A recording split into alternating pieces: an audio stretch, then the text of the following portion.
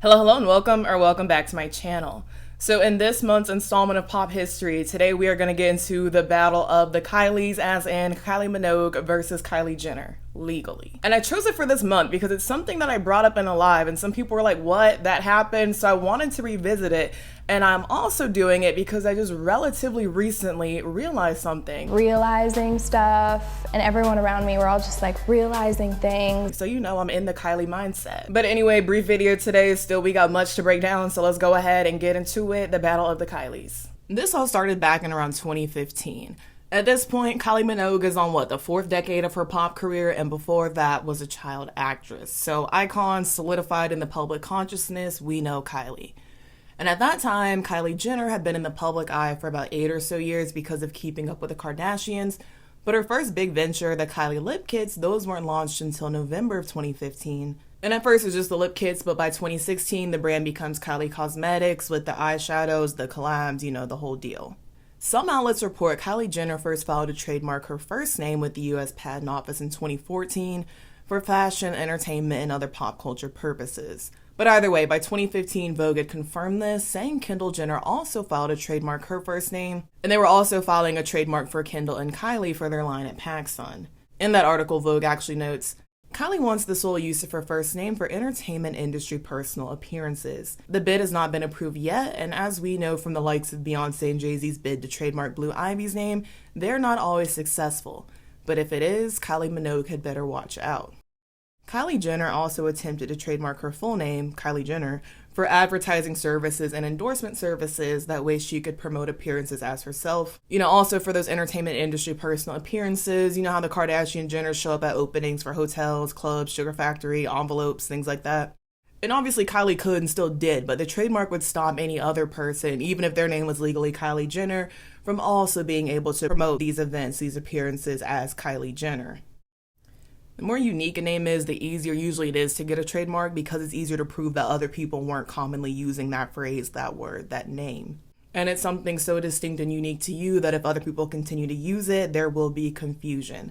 Kylie is not a completely remarkable name, obviously, because people were like, Kylie Minogue is right there and has been, Kylie Minogue included. In February of 2016, Kylie Minogue and her team filed to block Jenner's trademark. Kylie Minogue obviously didn't want Kylie Jenner to trademark just the first name because it might cause confusion between the two Kylies, which could potentially dilute Kylie Minogue's brand. Minogue's team pointed out that she was an internationally renowned performing artist, humanitarian, and breast cancer activist. On top of that, she already owned the website URL www.kylie.com and had since 1996, before Kylie Jenner was even born. And on top of that, Kylie Minogue also held the Kylie trademark in the US for several other industries. And to be clear, if you have a trademark for something, you don't have it across the board. You can have it for different uses, industries, products.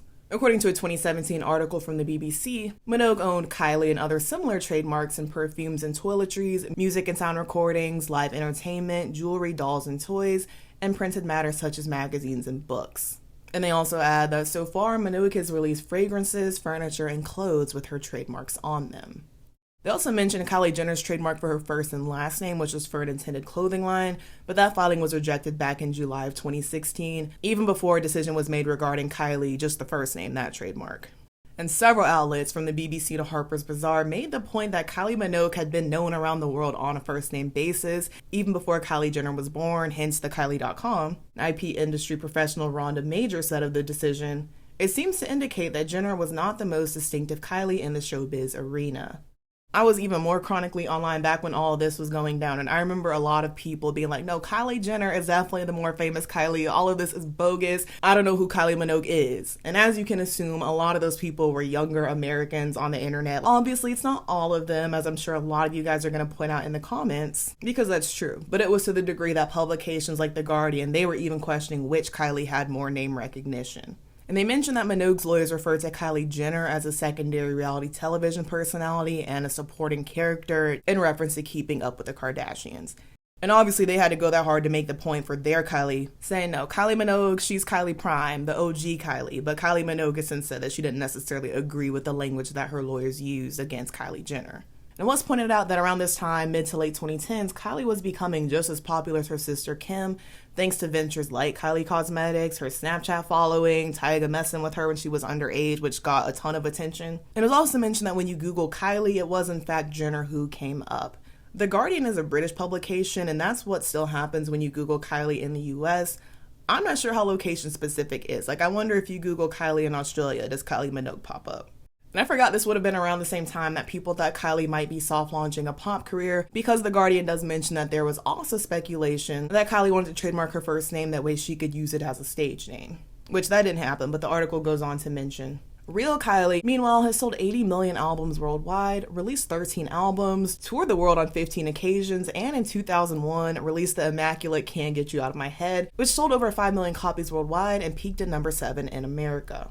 And side note, but not really, to this day, I have never seen a Kylie lip kit, a Kylie cosmetic in the wild. And around when it launched in the years after, those are my high school, my college, the let's get ready, go out, let's beat our faces together years. That was just not my experience, and that's something I think of every now and then. Been around makeup a lot, and I've only ever seen the Kylie, the Kim products at Ulta now that you can get them there. And about the whole legal dispute, Kylie Minogue later said on Watch What Happens Live, it was just business, obviously. When I was named Kylie, I think I've met one person older than me called Kylie, so it's kind of unusual. And to her point, I've never heard of or met a Kylie who's Kylie Minogue's age or older. And Kylie Minogue was born in 1968, so currently she's 57. Kylie Jenner was born in 1997, so she's currently 27. I'm also 27, and every Kylie I know is around my age or younger, like early 30s to early 20s-ish. And I don't even think it's common anymore to name your daughter Kylie. Like, I haven't even met like any 4 or 5-year-old Kylies. Maybe it's still common, but when I was growing up, you could count on having at least one Kylie in your class, and probably there was 2. But I do know that Kylie Jenner is not named after Kylie Minogue, so it's not a Selena Gomez, Selena Quintanilla sort of thing. Kris Jenner has famously said that Kylie is named Kylie because she ran out of K names. Either way, as of 2017, the US Patent Office had officially rejected Kylie Jenner's trademark for Kylie, and Kylie Minogue later mentioned that she and Kylie Jenner came to an agreement, which made several outlets speculate some sort of settlement had been made. And just a couple years after that, in 2019, Kylie Minogue launched her makeup line, just called Kylie, as compared to Kylie Jenner's Kylie Cosmetics. Nearly every article talking about Minogue's makeup launch, they of course bring up the trademark battle with Kylie Jenner, because how could you not? For example, this Allure headline reads, singer Kylie Minogue launched her own version of Kylie makeup. Like that Guardian article though, they do go on to call Kylie Minogue the original Kylie. They also point out a few similarities between her brand and Jenner's, for example, the Kylie name being spelled out in this minimalist all caps way, which they thought may or may not be a jab at Kylie Jenner. And on like Twitter, Reddit, other thoughts, comments on some of these articles that have comment sections, I was reading people's thoughts, and they were either like, yeah, Kylie Minogue, show Jenner who's the real Kylie, show Jenner who's boss, or some people were like, oh no, Minogue, this might have the opposite effect. For example, someone on Reddit made the point, I don't have strong feelings about either Kylie, but to me it keeps her tied to Kylie Jenner for as long as Kylie Jenner is succeeding. If anyone wants to mention her products, they'll feel compelled to mention they're talking about Minogue, not Jenner. That will not happen when mentioning Kylie Jenner's products though, because her line is so well known. If I like someone's eyeshadow and ask what it is and they say Kylie, I will think Kylie Jenner, unless they go out of their way to say that it's not her implicitly or explicitly. Seems like a petty move that spites your face.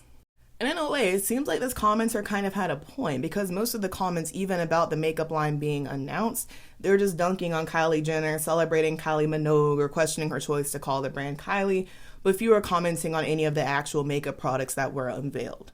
I see both sides. Like, if I'm Kylie Minogue and Kylie is my name and everything else related to me is branded Kylie, it makes the most sense to also call your makeup line that. Especially considering it seems like it's treated similar to merch, as in there's no KylieMinogueMakeup.com, it's just part of her Kylie.com website.